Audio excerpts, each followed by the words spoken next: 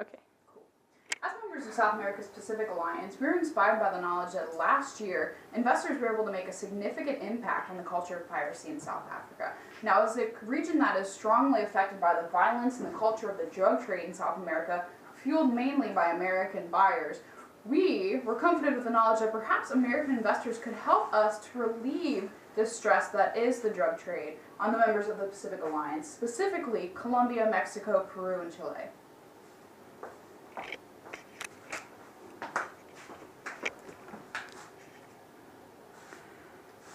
Now, the Pacific Alliance has been a prevalent and respected economic source throughout the Central and South American countries for the past 3 years. This alliance began between the 4 countries of Chile, Colombia, Mexico, and Peru via the Framework Agreement on June 6, 2012. Since that time, the unemployment rate of these countries has been 7.1%, and the average inflation rate is 2.7%. Now, this is significantly less than the rest of the countries in that region. In 2012, these countries also accounted for 50% of the trade in that region. The exports totaled in 2012 for those 4 countries included $556,000 million and imports of $551,000 million. So as you can see, this alliance is a very stable and well-developed economic system which is suitable for investors. Here you can see the timeline of events that led to the agreement and the setup of the economic system we have today.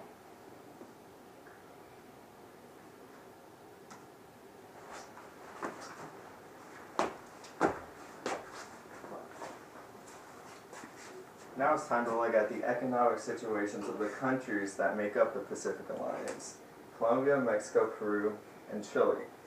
Now in Colombia, the real GDP has grown by 4% per year over the past 3 years. And the debt of Colombia has even been upgraded to investment grade. Now, the main exports of Colombia are energy and mining. And Colombia was even the 4th largest coal producer in the world and the 4th largest oil producer in Latin America.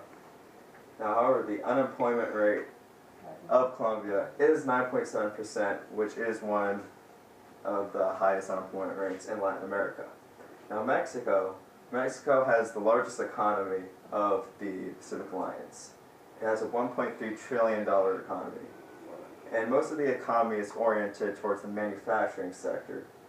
Mexico is even the USA's 2nd largest export market and the 3rd largest source of imports.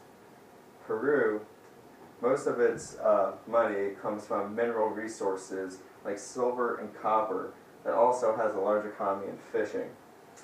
The economy is growing at an average rate of 5.6% in the past 5 years, and this is due to the high prices of the metals that it mines and sells. Peru has even signed trade deals with many different countries, including US, Canada, and China. And the national poverty rate of Peru was reduced by 28 percentage points since 2002. Now the last country, Chile, it has the strongest sovereign bond rating in South America. It has many metals, including copper, and copper alone provides 19% of government revenue. Chile even has 22 trade agreements covering 60 countries. And the real GDP growth rate is an average of 5% per year.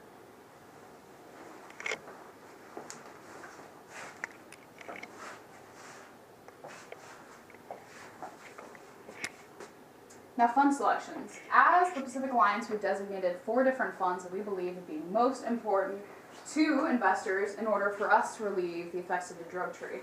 The first is farming. As South Americans, we have a heavy reliance on our farming, on our agriculture, and we feel like any boost to this would significantly boost the economy as well as our state of living for our citizens. In terms of industry, we have up-and-coming factories. As you heard Tim say, Mexico alone provides for 2/3 of the imports to the United States. And so clearly, as American investors, this is something that we truly need to support and maintain, and that's how investors could help industry. In terms of tourism, the more tourists we attract to our societies, to our cultures, the more we can act upon expelling the members of the drug trade and all those that infiltrate it, and all those that have something to do with it. And in terms of defense, that's where we would accomplish all this. You know, boosting our militaries, boosting our local police forces, and boosting our people's confidence in our defense system would allow us to rid them of their dependence upon those members of the drug cartel and those types of things that continually plague our societies.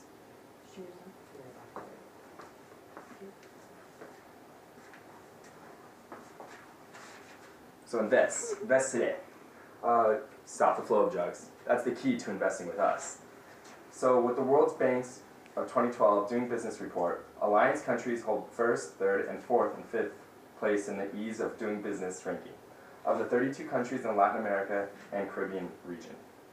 Don't you want to stop drugs? Because we do. No.